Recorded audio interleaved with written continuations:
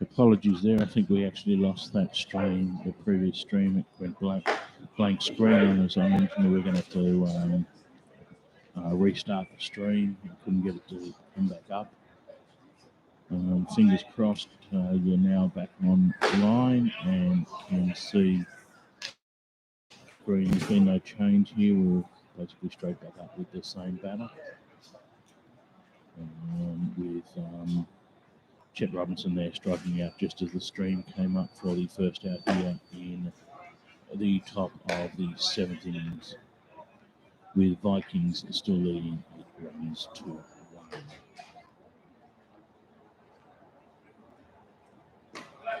And that one misses downstairs.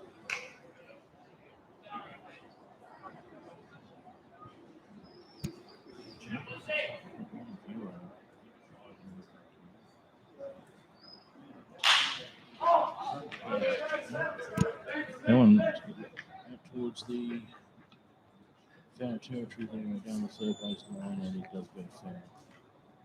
The right field that comes across the play on the ball. Just out of the reach of the fence. Just a nice needs to find another day. It's full count here on the bat.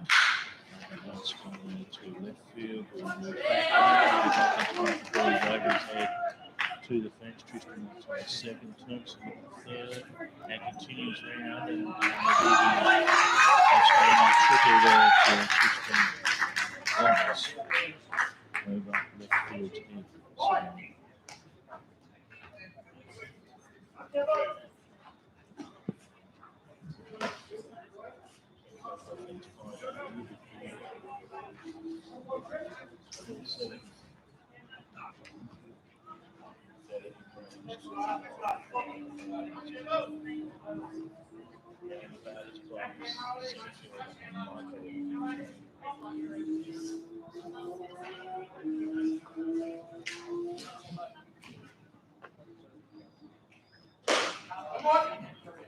And that one's upstairs for the ball 1.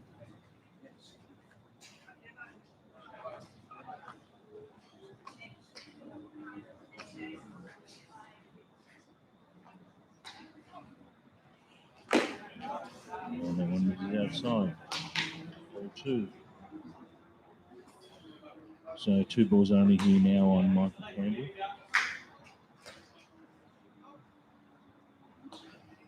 Runner on third base. Looking to at least convert that run.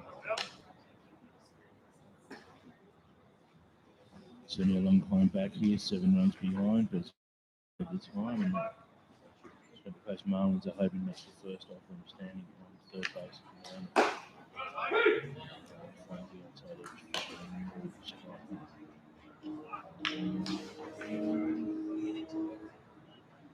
Canterbury, I believe, is up in the bullpen. Let's see who that is. Let's see if we can confirm.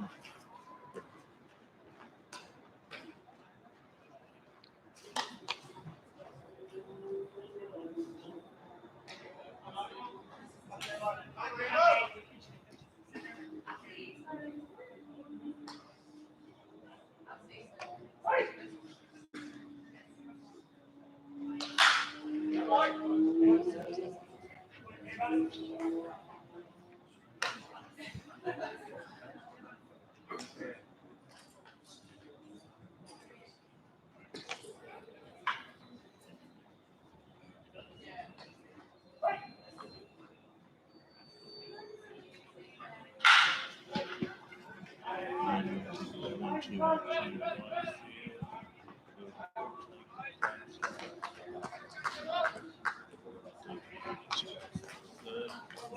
Attention for right field. He was far play on that, and also the process running backwards.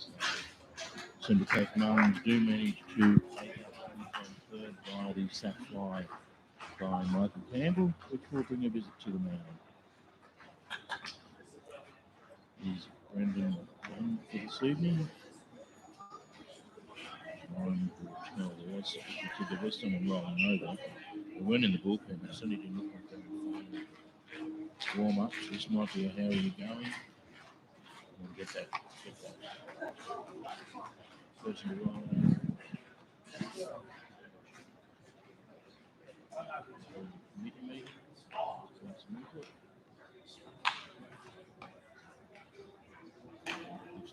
Status quo will remain. And Brendan will continue top of the seventh. Now in the batter's box is the Central Coast catcher, Jake Amos.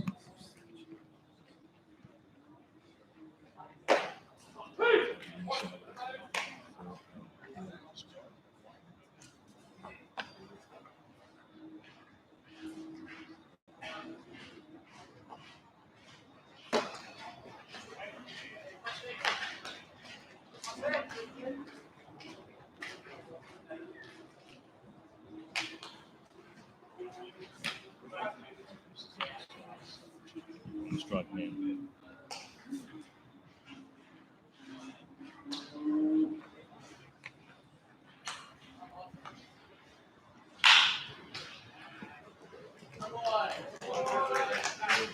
Amos for a single.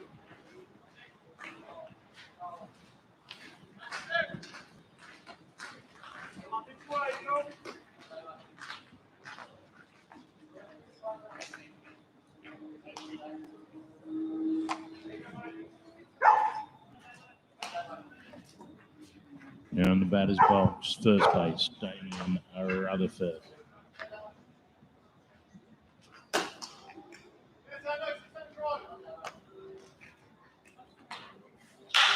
And that one's hit up the center field as well, who comes in, takes the touch, and that will bring to a close the top of the seventh, with the Marlins there plating one run and narrowing the gap slightly now to 8 runs to 2.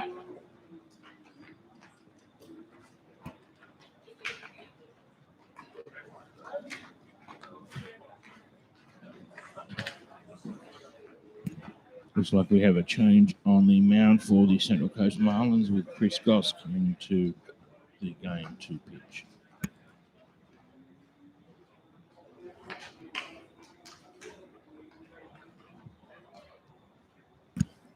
This is the point where we should be singing Take Me Out to the Ball Game.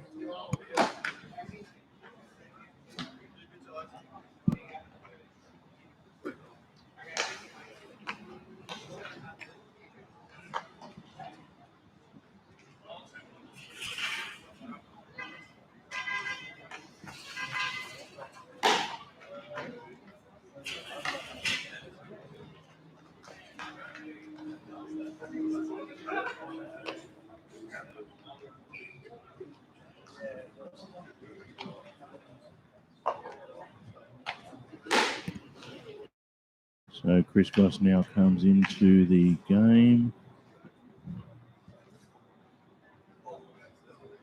A low, as you can see there, a low release position left-hander.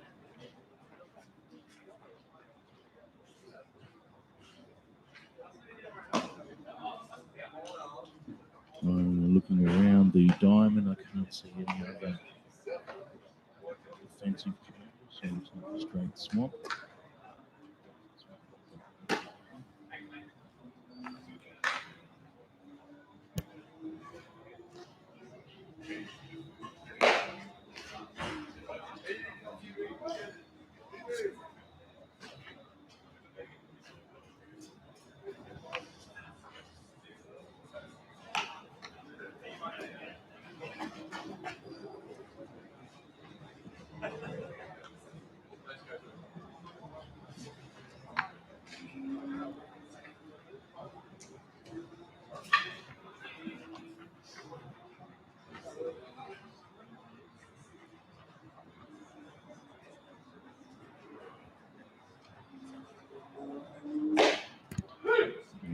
Start there by Chris Goss in for a strike. And for Canterbury Vikings, where we are in their order. And this is our side 20-something.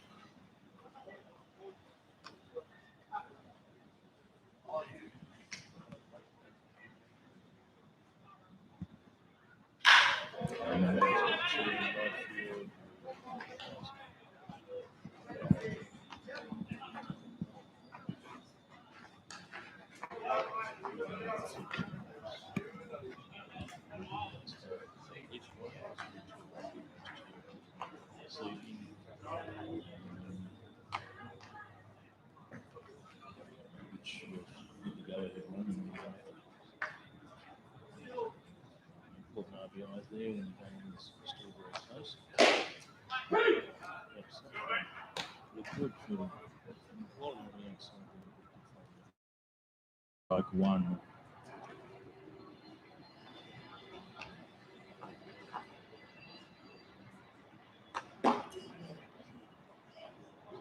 Really one strike.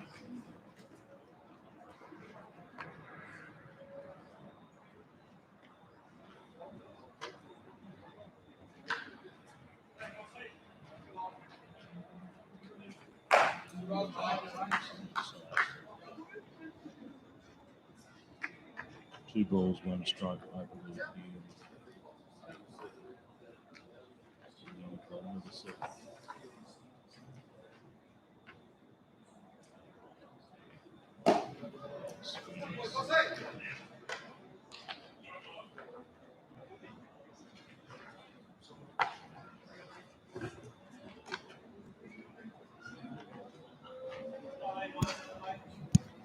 Two balls, two strikes.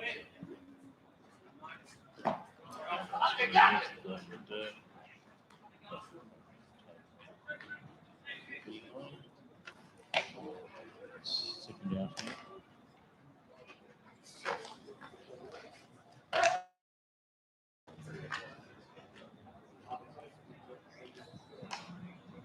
Nice pitch there by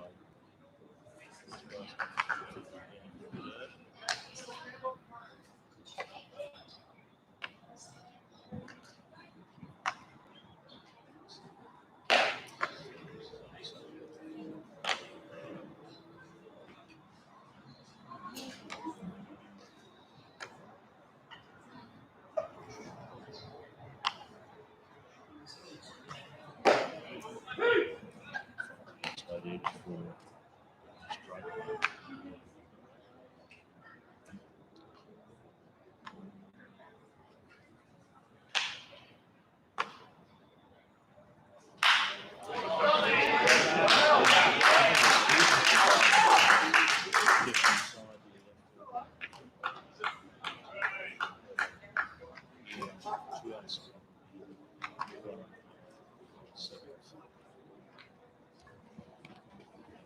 Just checking some stats while I've got them here. I'm certainly find Chris Goss's pitching stats. Didn't pitch that much in first grade this year, which is a little bit surprising, but was a genuine clubman this year and played a lot of positional football in third grade and second grade.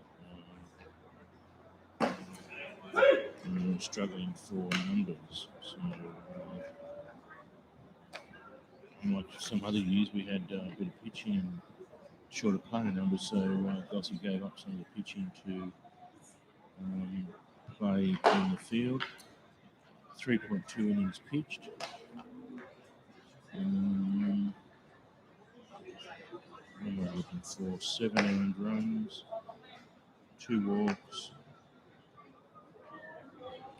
ERA there of 17, but that doesn't reflect the much better pitch than that. Just a fraction this year in first grade. As I said, mainly because he was playing in lower grades.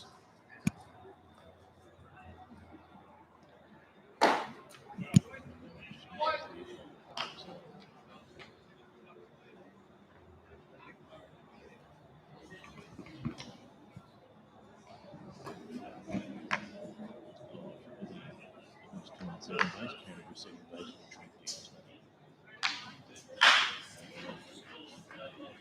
Foul. First base side.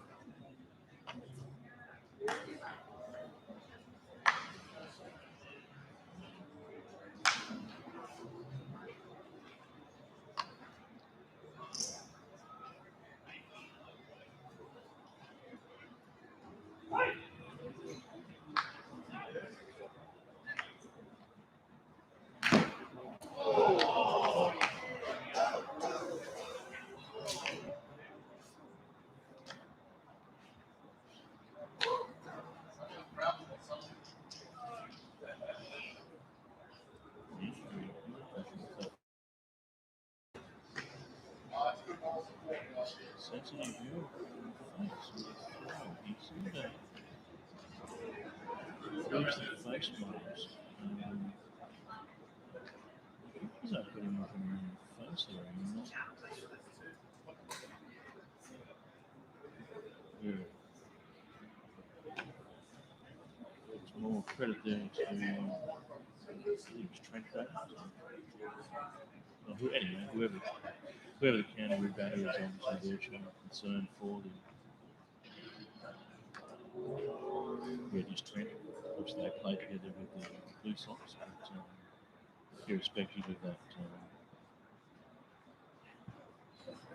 game here, played in good spirits this evening, and Trent Antonio obviously concerned for the central baseman and some catcher.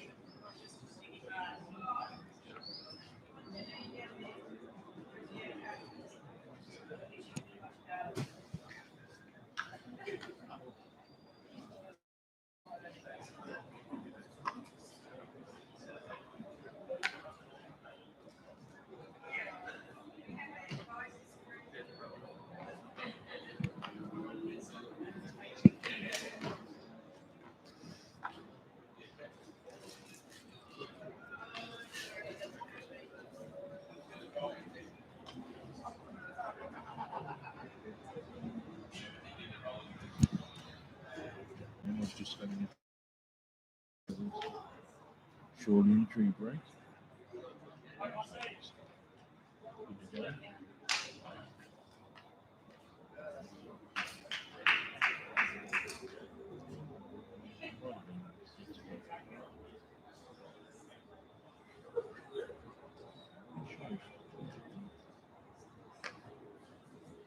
We'll find out after the game, but anyway, it's down.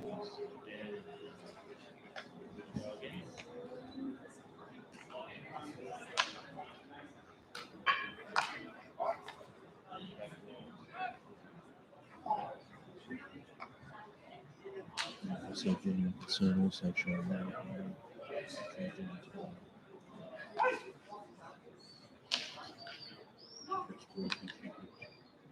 Was expecting something like that.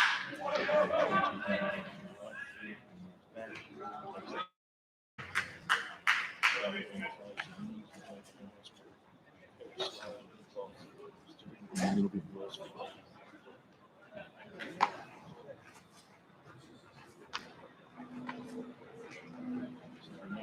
Innings in relief there by Chris. They close the bottom of the seventh with the runs to 2.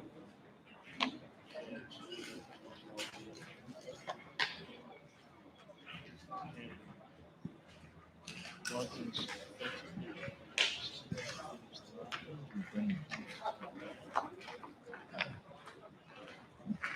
And in the batter's box for the Central Coast Marlins will be the designated hitter, Chris Shorty-Higgins.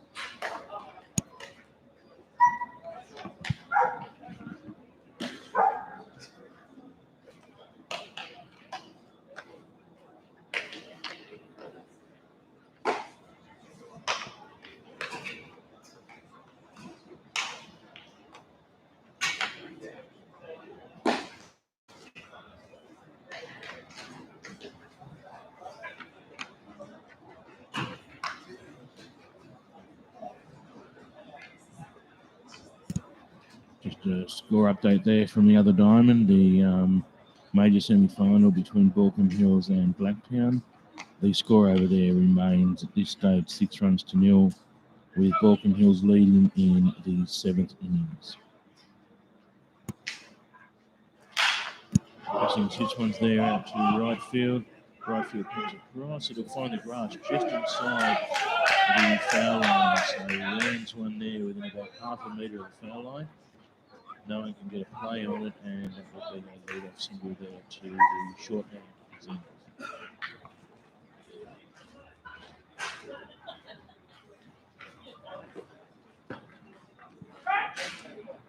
You're right, Domo. The Doggies very much ahead of the game. Looks like we will have a pinch run here for Chris Ings. Actually, to be honest, we're enjoying the game as well. We're trailing here, and it's been a game played in good spirits. They've just accumulated their runs, been a little bit more professional. We certainly early on gave up a couple of runs with some sloppy fielding. It's been a bit better since then, but they've managed to just accumulate the runs one at a time. I don't think there's been a multiple. I don't think there's been a multiple set of runs. Every run has been a single, one run at a time off a single hit. So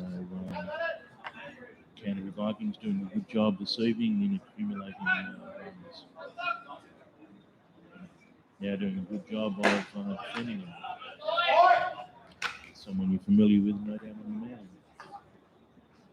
The pinch runner there for the stand running for Chris Ings is Luke Jacobs. And that one there hit up the third baseline into the corner. Marlins here now starting to accumulate a couple of hits.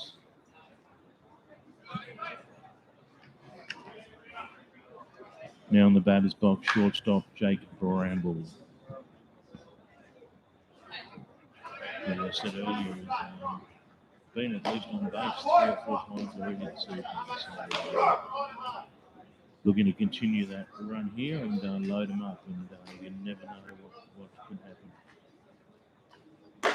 And he catches the outside edge for a called strike.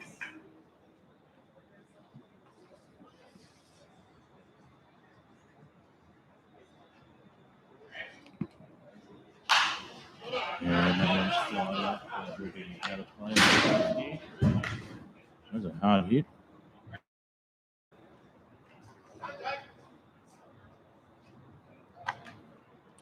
Just noticed there, Steve Taylor, one of our former coaches and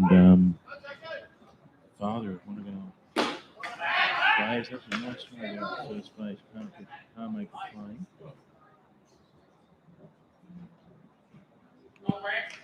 Matt Reeves, but Edmund seems to think otherwise. But I'm sure he's talking about it. See the foot on the base from here, but so be it. Steve Taylor, how are you? Him and his lovely wife relocated down to the what do you call it on the Great Ocean Road? The west coast of Victoria. I don't know, there is a name for it. It's on Shipwreck Coast. I don't know what it is, but down there, and I noticed recently opened a indoor sports centre there with batting tunnels and pitching machines for cricket and baseball. So good on Jake Randall this time, won't get on base, called out there and strikes to one number of times. And we have a pinch hitter into the game, Kurt Eden, hitting for the number 9 hitter, Kai McIntosh Walsh, because I can see Chet Robinson up, who was batting in the 1 hole. So the second baseman, Kurt Eden, is hitting for. Don't think he'll play second base, but we'll see what the defensive changes are when the next innings commences. And that one's in there for another called strike. Brendan Kingman doing well here on the mound before the Canterbury Vikings in relief. To Guy Edmonds, who started the game. That call then didn't look far away. Brendan King didn't seem too bothered by it, so I guess it missed, but it wasn't far away. So 2 balls, 2 strikes now on Kurt Eden. And that one swung high and hard down the third base line. Looks like it will be caught in foul territory by the third baseman, which it is. So that is now 2 out here in the top of the 8th. Funny you mentioned Cheese Country. That's why I was down there. I was doing a road safety project for the cheesemakers down there. And the other thing was the next town across.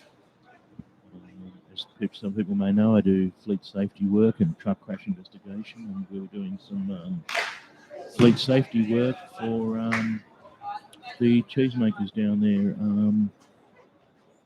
near Warrnambool. I'll look it up in a minute, tell you what it was, but lovely part of the country down there on the west coast of Victoria along the Great Ocean Road.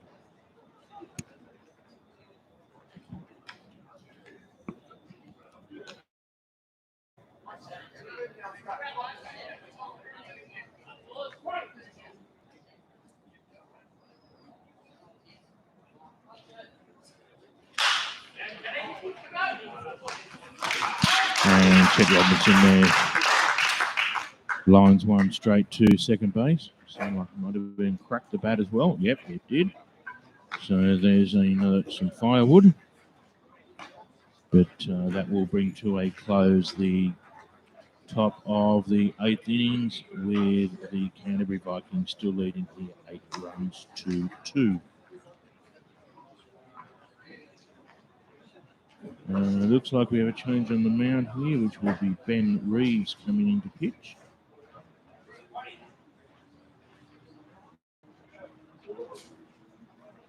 Just looking it up. It might have been Warrnambool Cheese.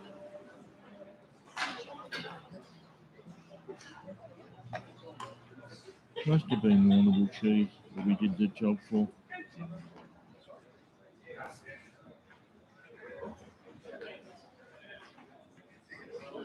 Yeah, I think it was Warrnambool Cheese. Just some trivia for those that don't know and are listening and may or may not be interested. Yes, it is the best of 3. Steve Taylor.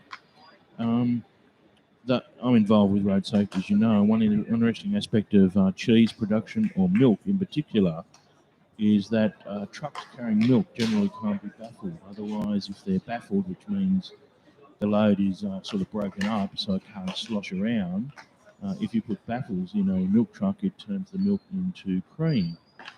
So a milk truck is generally unbaffled, which means the liquid load can move around more than in a lot of other vehicles.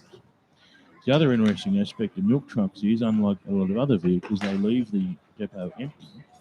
They then go around and fill up at dairy farms, so they actually go from empty to full over their shift, unlike most other trucks which will leave and make a number of deliveries and go from full to empty. A milk truck actually goes from empty to full. And is unbaffled, so it has certain road safety consequences associated with that, and that's the sort of thing we talk to them about in some of those talks. But yeah, it was the Warrnambool Cheese Company we spoke to about that. So might be a bit boring for some of you, but in any event, that's some of the work I actually do privately. But, the game here is sort of winding down slowly, so if it wasn't interesting, I apologise. You can always turn it down. If it was something you didn't know, there you go. So anyway, we have Ben Reeves now on the mound for the Central Coast Marlins.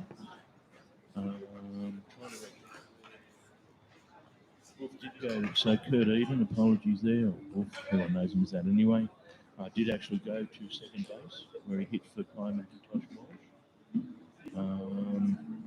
And Luke Jacobs must be somewhere, I assume. Oh, apologies, he pinch run for DH, so he won't come into the game defensively, but we'll presume he'll bat game next innings if DH comes up. So anyway, back to the game, and there's a nice score. So it's a nice start. We'll get the strike from here. That's just missed outside there for Ben Reeves. And of course, he's the Matt Reeves. And there's a hard throw in the left-hander.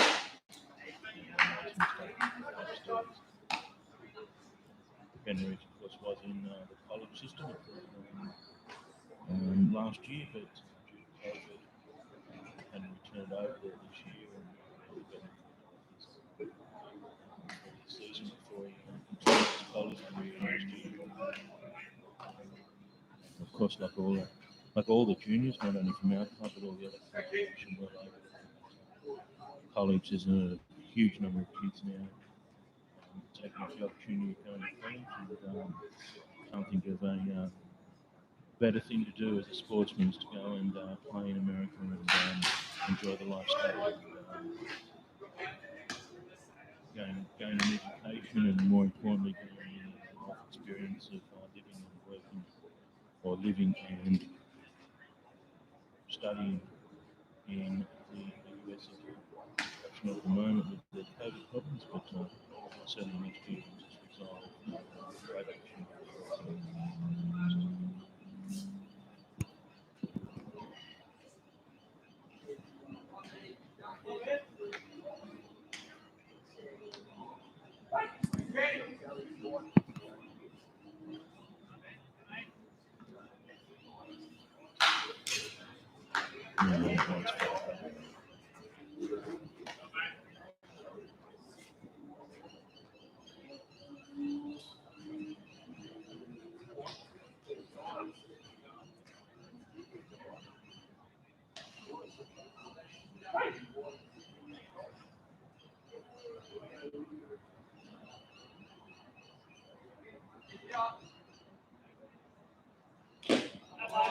And Ben Reeves pushed one straight past him there. I think there's a foul tip on it.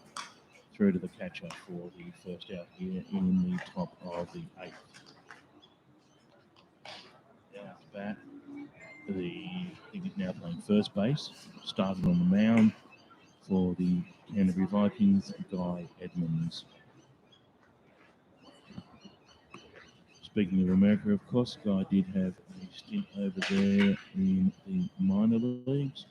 From memory, he was signed by the Texas Rangers. Spent a couple of 2 or 3 years maybe over there in Texas Rangers. And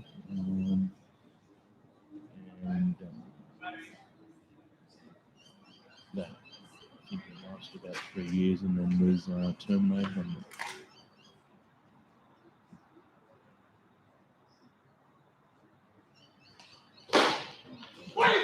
And Ben Reeves puts another one straight past him. Gladman's frustrated there.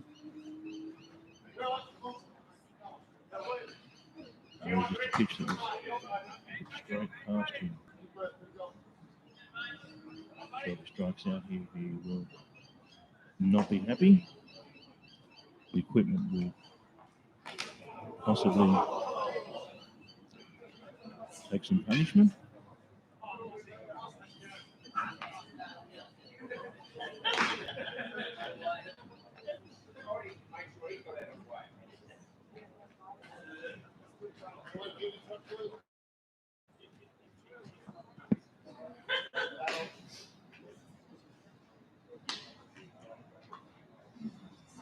So I think we're 1 ball, 2 strikes here on Guy Edmonds.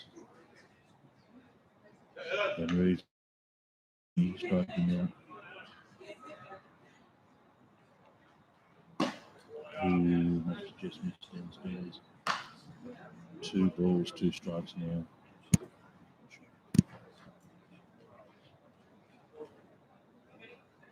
So 2-2 count here now.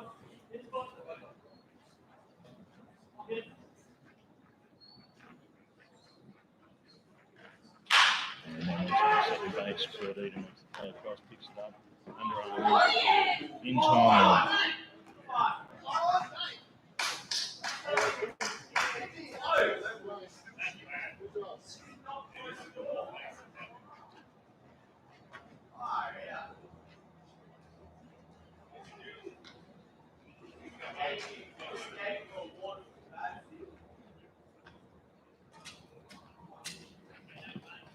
So 2 out here now in the bottom of the 8th innings, I believe. Is that right? Bottom of the 8th? Coast Marlins will be down to the last 3 outs here in a moment. Need to score at least 6 runs in order to keep this game alive in the top of the ninth, as it currently stands.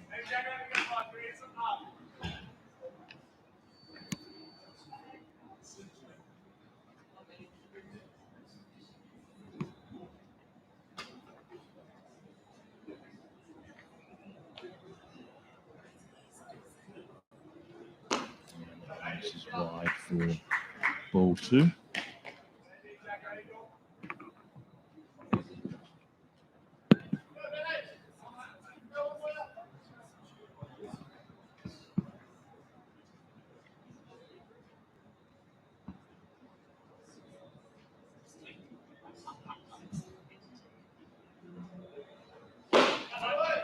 And that one's in there for a good strike. There might be 2 balls, 1 strike now here. Who's umpiring at the plate? We are not 100% certain. I believe it's Connor Casey, but I haven't seen really a good image, good shot of him without the mask on, so only from behind. So I'm not 100% certain, Steve, but I think it's Connor Casey. Who, in fairness, has called a pretty good game tonight. Been a couple of pitches I thought might have gone one way or the other, but that's always going to happen. I think he's been pretty consistent both ways.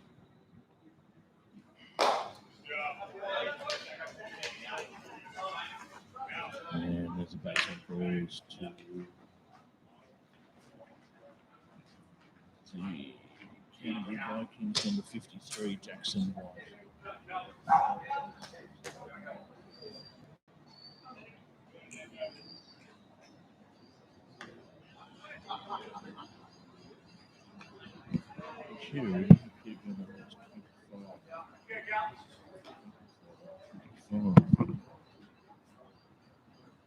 It's an under 18, Jacob Foster.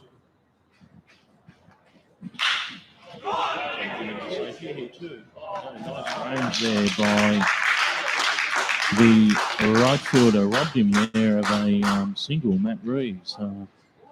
Must have travelled about 40 or 50 metres there to intercept that ball, which didn't travel all that hard off the bat. So nice read there off the bat. It's really moving in Matt Reeves' way.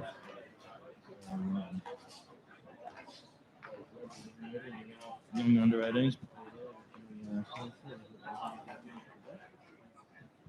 But there you go. No advance to the score, so it's still 8 runs to 2 here with 8 completed. But that means Central Coast Marlins are now down to their last 3 outs. In order to...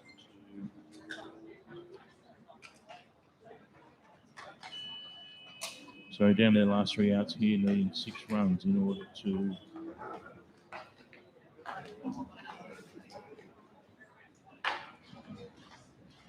close out the game. We have a number of changes. Number 35 on the mound for Canterbury, relieving Brendan Kingman as Joshua.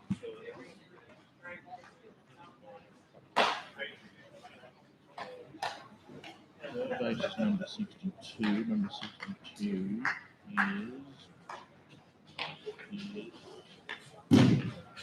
nobody. Yeah, 62. Nathan Howarth is now on third base. And the young fellow came in the game. Number 25 is he out there. In May.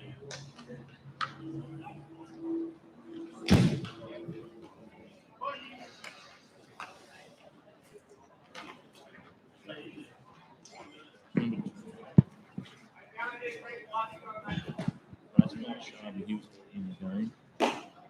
So I think maybe the hitter has now been taken out and replaced by the third baseman.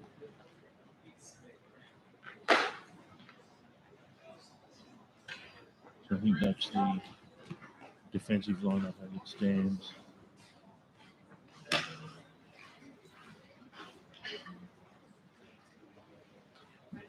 leading things off for the Central Coast Marlins is the third baseman, Tristan Watts.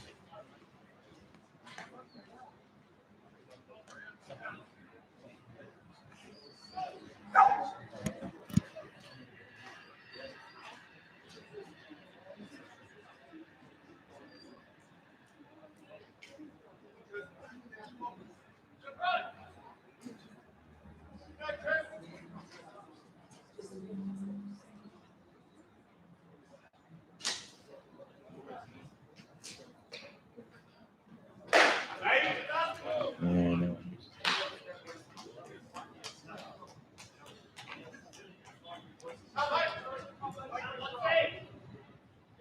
kind of a radar.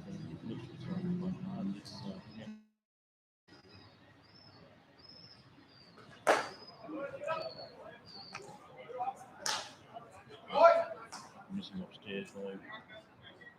With his first two pitches.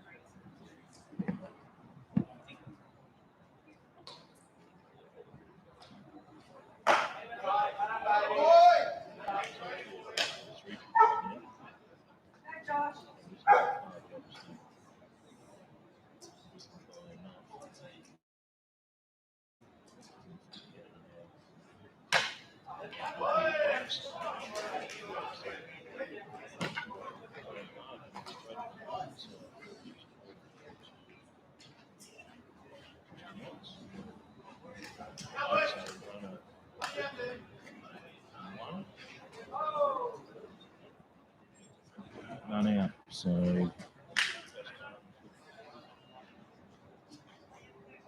to tie the game and take it to extras if Canterbury across down to the score.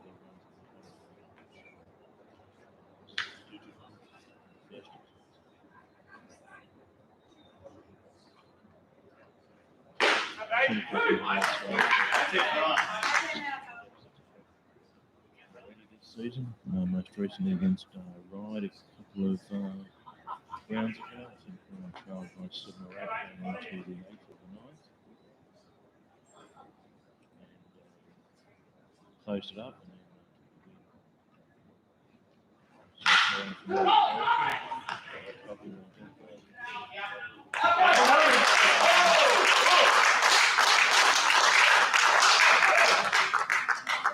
Unfortunately, Michael Campbell one step.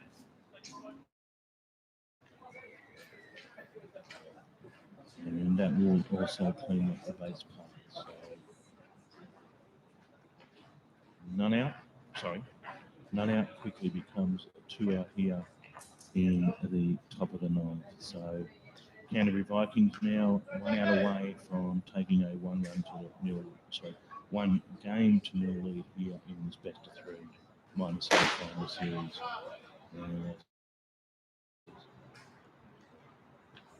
He's only thrown one strike here, which was the double play ball. Michael Campbell get up the centre. And there's a first strike. Evens the count at 1-1.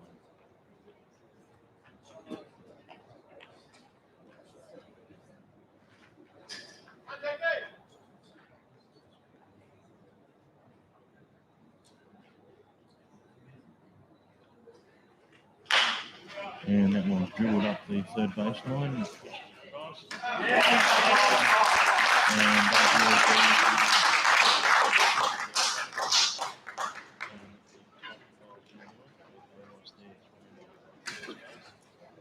And and Canterbury Vikings take the win here in the first match in the semi-final, 8 runs to 2. Unfortunately, they stopped the fielding there in the early part of the game by the Central Coast Marlins, allowing the Vikings to take a narrow lead and disappointing. It was about the 5th innings where the Vikings posted a 5 spot. The difference between the teams here this evening, with the Vikings running out 8 runs to 2 winners. But you see us for this evening. We will be back here on Saturday, I believe, at 3 o'clock for Game 2 of the minor semi-final series. And then if required on Sunday at 4 o'clock we certainly hope to be back here on Sunday at 4 o'clock for Game 3 of the minor semi-final series if required. Obviously, you will need to win Game 2 in order to take it to a 3-game series. Just before we go, we get a quick score over there at the other diamond, which I can see from here is still going. I haven't seen any more runs scored, so it may still be 6-1. So Blacktown have played a run, but they now trail 6 runs to one. Bottom of the 8th. So there's only one more innings to go over there as well. With Balcombe Hills leading Blacktown 6 runs to 1. So with that, we wish you good night. Apologies about the live stream dropping out partway through. We lost a number of viewers at that point. Couldn't be helped, but we got it back up pretty quickly and finished the game. Fingers crossed we may have the Baseball New South Wales system to live stream from. If not, we'll set up our own cameras again as we did tonight and just live stream as best we can. With that, we wish you all good night, safe travels home to both teams, and look forward to seeing everyone back online again on Saturday for what we hope will be a series time victory to Marlins. With that, thank you and good night.